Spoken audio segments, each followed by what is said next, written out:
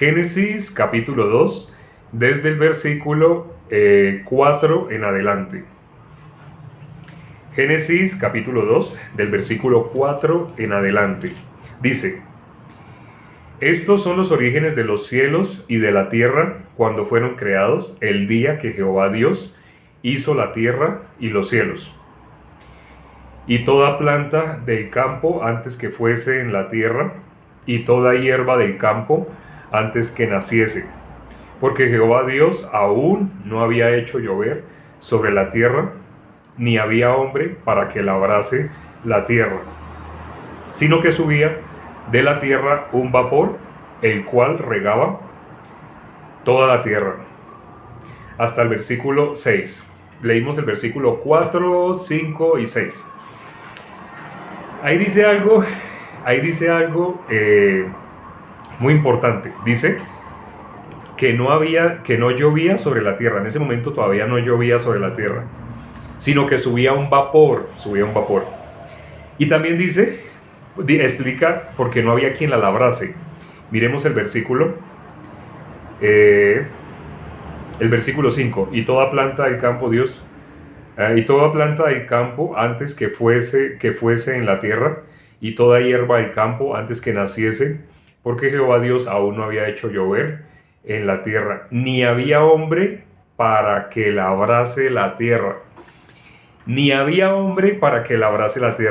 ¿Se acuerdan cuando vimos los cuatro terrenos? Los cuatro terrenos. Un terreno es buena tierra, pero los otros tres terrenos no pueden, la semilla que se arroja en esos terrenos no puede fructificar. Y ya sabemos, esos terrenos se refieren al corazón del ser humano. Por consiguiente, ¿qué característica tiene un corazón? Que lamentablemente es como esas tres tierras que no pueden producir. La característica que tiene son tierras que no son labradas. Por ejemplo, la tierra que es junto al camino. ¿Qué necesita esa tierra para que la semilla realmente pueda crecer, pueda germinar y pueda dar fruto? ¿Qué necesita? Si esa tierra que está junto al camino, ¿cómo se formó esa tierra que está junto al camino? Cuando alguien pasa por ahí, al caminar, digamos que había césped, pasto. En algunos países le llaman césped, en otros le llaman pasto. Entonces digamos que había ese césped, ese pasto. Entonces alguien caminó por ahí, pero el pasto estaba elevado. Resulta que hay personas que quieren pasar también hacia el otro lado, y para pasar eligen el lugar donde ya alguien había pisado el pasto. Porque donde no lo había pisado el pasto está elevado, pero donde alguien ya caminó, el pasto quedó ligeramente oprimido, aplastado. Y si por ahí pasa otra persona y resulta que después se quieren devolver, ¿por dónde se van a devolver? ¿Por donde el pasto está elevado o por donde el pasto está aplastado?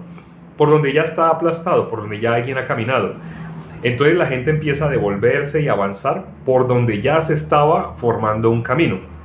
De tanto que la gente camina por ahí, digamos que sea un paso obligado para ir a algún lado, pero ese paso no fue necesario antes. Entonces en algún momento se hizo necesario ese paso, y como se hizo necesario, la primera persona que caminó por donde caminó generó el camino. Y ustedes se darán cuenta que esos caminos generalmente son así, si se miran desde arriba, son caminos totalmente torcidos, porque la persona iba caminando y donde veía una piedra entonces se desviaba, o donde sentía una piedra y donde sentía otra irregularidad entonces se desviaba para el otro lado. Entonces los caminos quedaron así. Pero la gente no va a caminar por donde el pasto está elevado si ya alguien previamente hizo un camino. Entonces, debido a que la gente transita por ahí y se devuelve por ahí, transita por ahí y se devuelve, avanza y se devuelve por ese mismo camino, de tanto que pisan ese pasto muere. ¿Y qué pasa entonces con la tierra?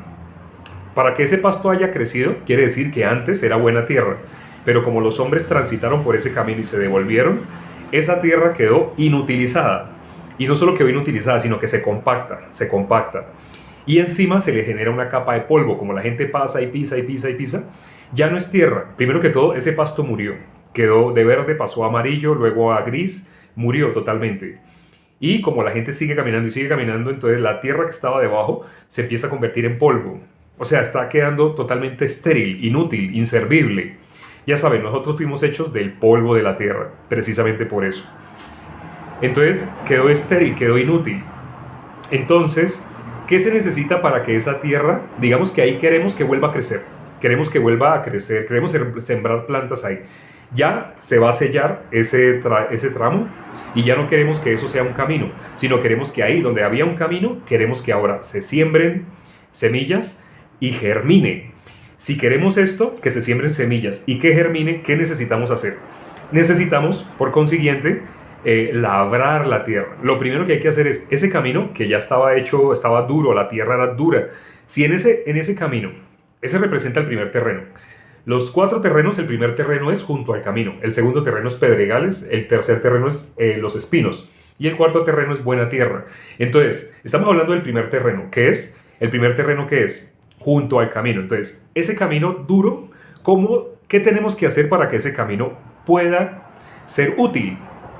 ¿Qué necesita? Entonces, necesitamos primero que todo labrar. Las personas tienen que llegar ahí con asadón y levantar la tierra, tienen que revolcar la tierra. Ese polvo que no sirve para nada se tiene que revolcar con la tierra que sí sirve. Entonces, cuando ya se haya labrado ese camino, ya no quedó camino, ya nadie querría caminar por ahí. Si quedó labrado, ya nadie va a querer caminar por ahí porque se enterraría. Cuando queda labrado, como la tierra queda revolcada, queda como esponjosa.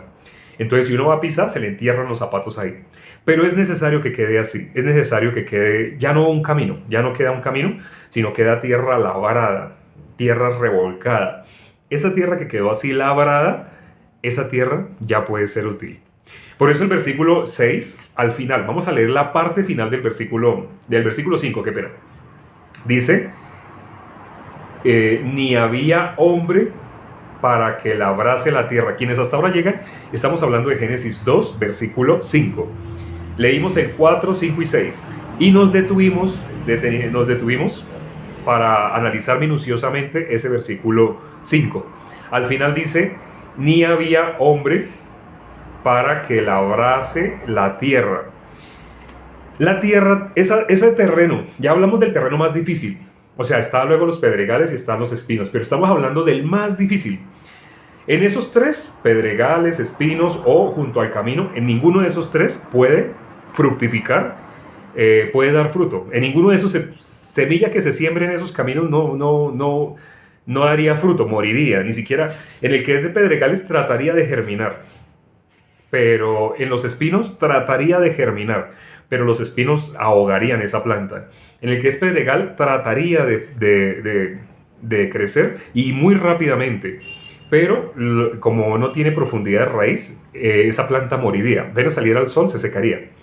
Lo que estoy diciendo está en Marcos, del versículo capítulo 4. Los primeros versículos Jesús cuenta la parábola. Pero ya después del versículo 13 en adelante Jesús explica esa parábola. Explica que el sembrador es el que siembra la semilla. Explica que la semilla es la palabra de Dios y que ese terreno, por consiguiente, ¿qué es? El corazón. Dios no mira lo que mira el hombre. Entonces, ¿Dios qué está esperando ver? Dios espera ver únicamente que la palabra que Él lance, esa palabra, dé fruto en el corazón. Entonces, como estamos analizando el primer terreno, el que es junto al camino, ¿cómo hacemos para que si alguien se siente identificado con ese terreno, o sea, que la palabra no le entra al corazón? Tranquilos, tranquilos. Hoy estamos dando la solución. Ese es el terreno más difícil.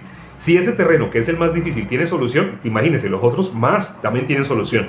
Pero ese es el más difícil, el que es junto al camino. Incluso cuando Jesús cuenta la parábola, dice que en ese terreno, la semilla, como es tan duro ese terreno que es junto al camino, la semilla queda por encimita. Entonces dice, la semilla que cayó junto al camino, esa semilla, vienen las aves y la comen. Y después cuando Jesús explica la parábola, habla de quién son esas aves. ¿Quién es el que quiere que la palabra no quede en el corazón? Si la palabra logra entrar al corazón de la persona y logra dar fruto, ese fruto es para vida eterna. Ese fruto ya no se puede quitar, ya nadie lo puede quitar. Lo difícil es que sirva esa tierra, que sirva ese terreno. Entonces, ese terreno, para que sirva, tiene que ser labrado. Para que sea labrado, tiene que haber un labrador. Entonces, sí tiene solución. El más difícil de todos los 3 terrenos inútiles, el más difícil tiene solución. Entonces los otros aún más. Jesús explica que esa ave es Satanás, que se lleva la palabra, se la come, o sea, la quita. Lo único que quiere Satanás es que en el corazón del ser humano no quede palabra. Si en el corazón del ser humano no queda palabra, él manipula a esa persona. esa persona es un títere de Satanás. Jesús dijo, el que no es conmigo, en contra mía es. Para que una persona sea un títere de Satanás, no puede tener palabra en el corazón. O es junto al camino, o es pedregales, o es espinos. ¿Quién puede dar fruto? La buena tierra.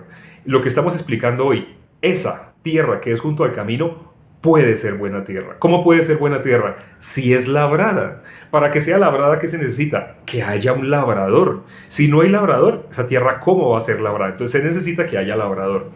Por eso el versículo 5 al final dice, el versículo 5 de Génesis 2 al final dice, ni había hombre que labrase la tierra. ¿Para que labrase la tierra?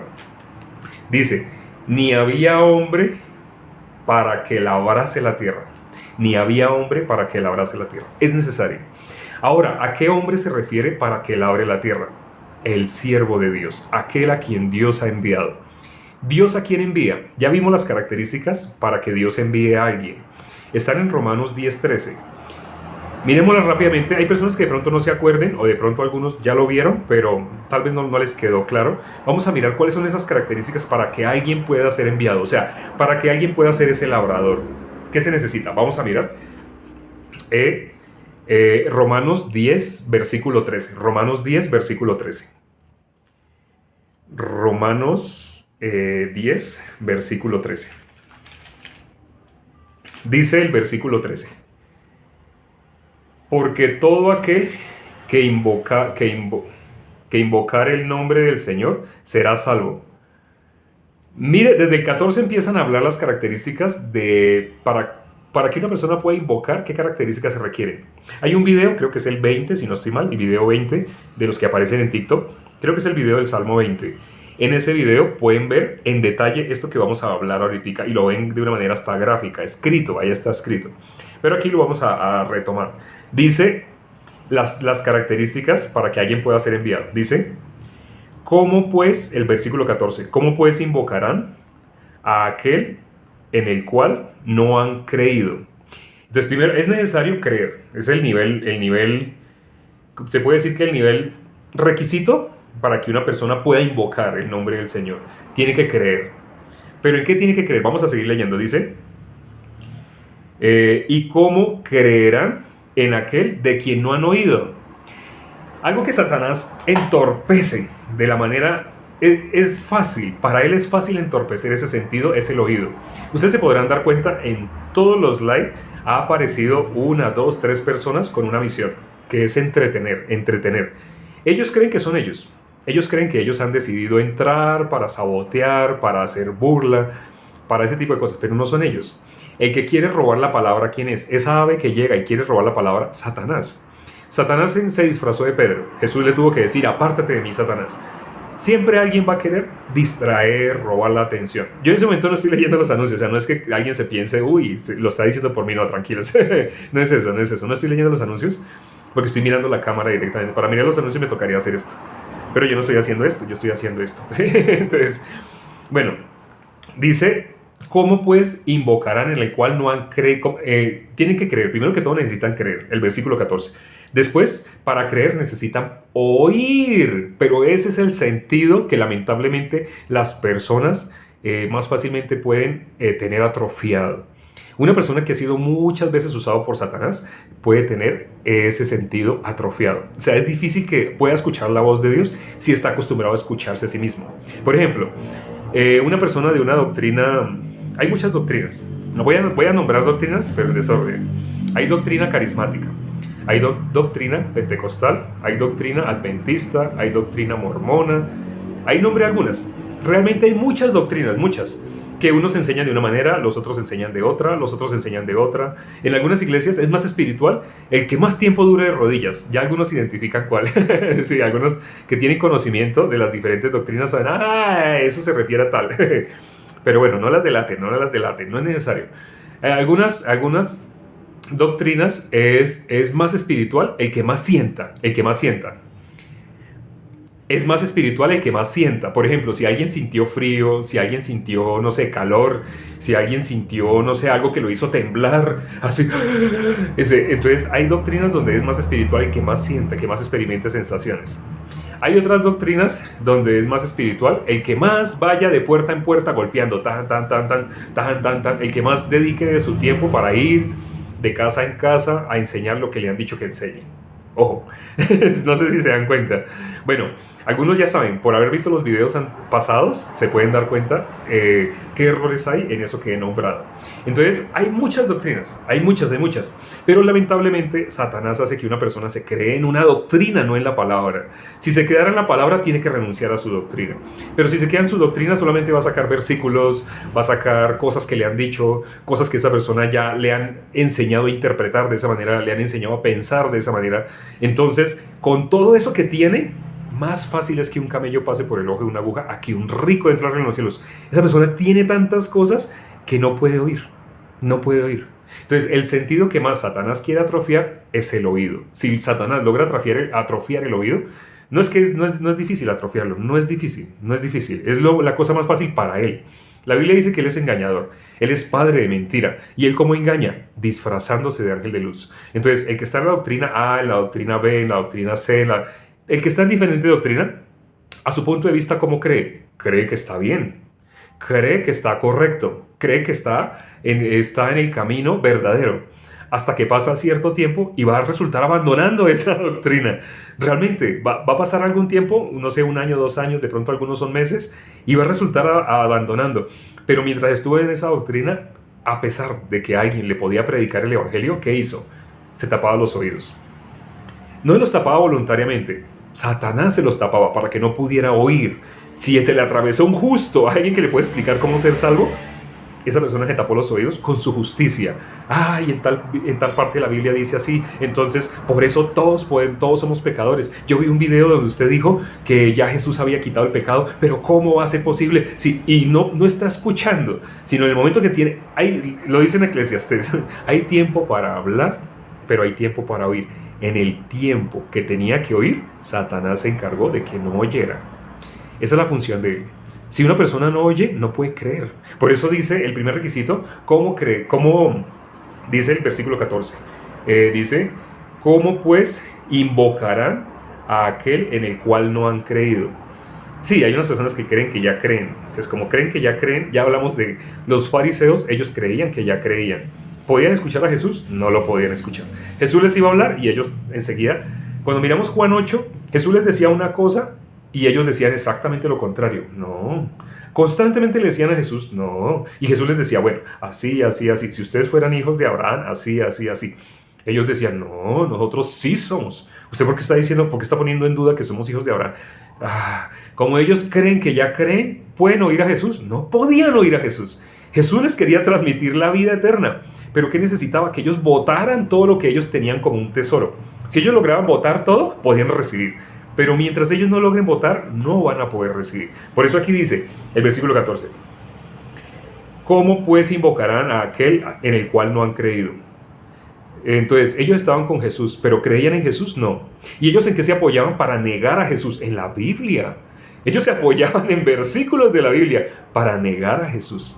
Entonces, para no escuchar a Jesús. Jesús, el autor y consumador de la fe, estaba al frente de ellos. Dice la Biblia, el quien sustenta todas las cosas con la palabra de su poder. Él estaba ahí con ellos, estaba al frente de ellos, les estaba hablando y ellos podían oírlo.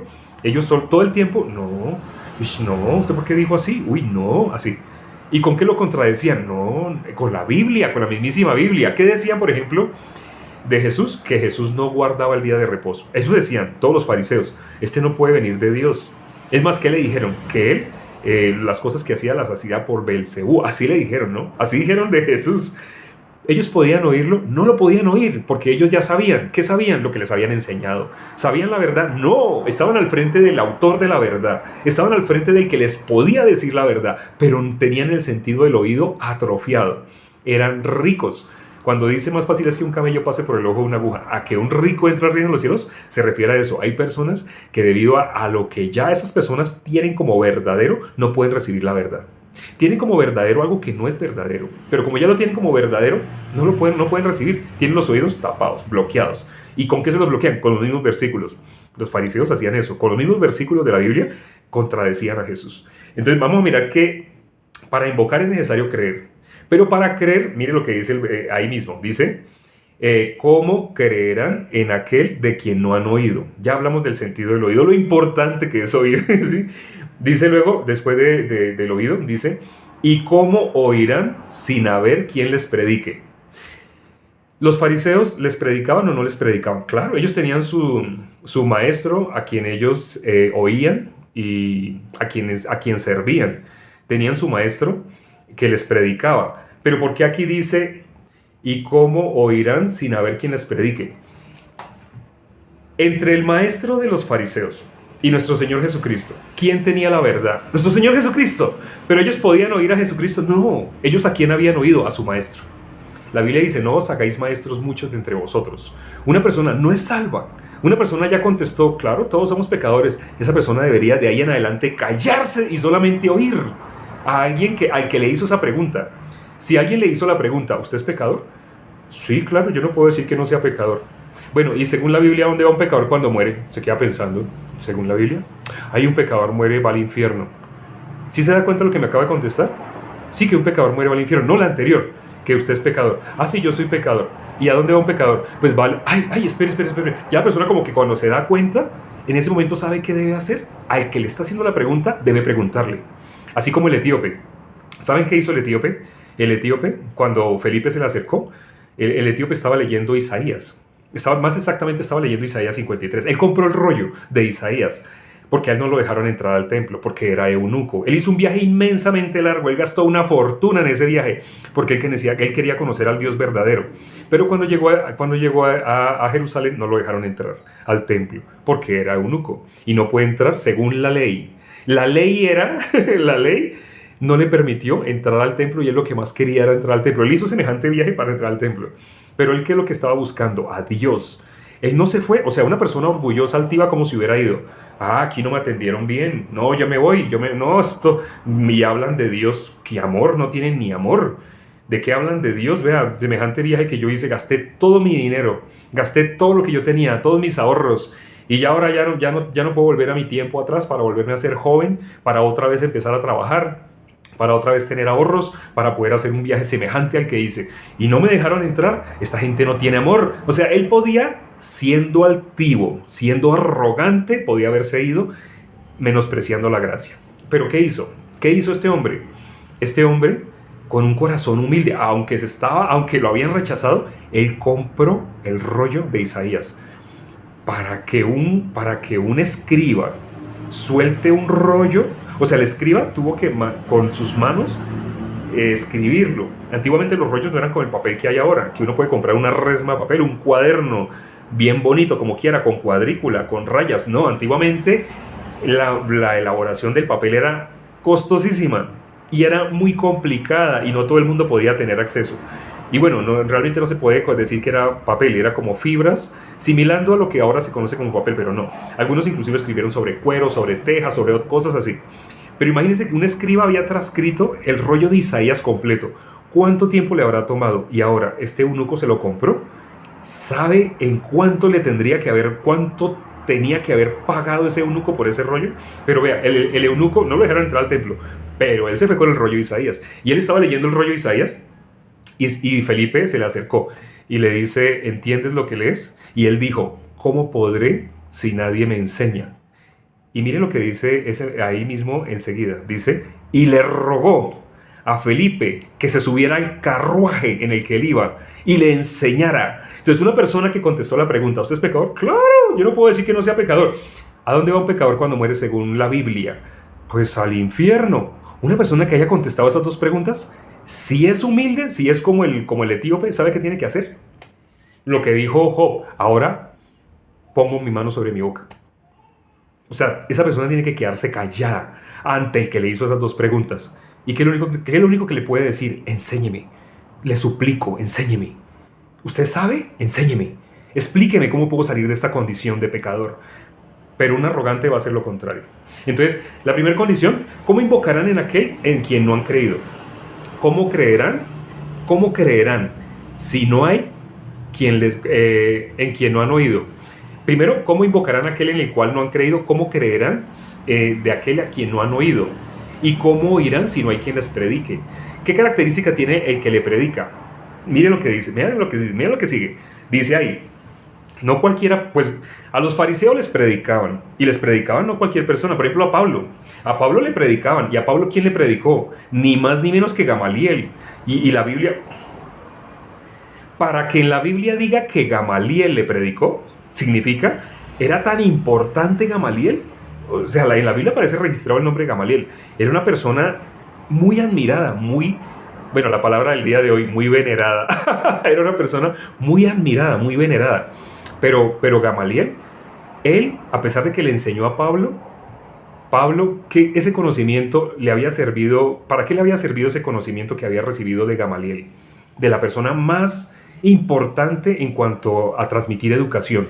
¿Para qué le había servido a Pablo ese conocimiento? ¿Saben para qué le había servido? Para perseguir a la iglesia.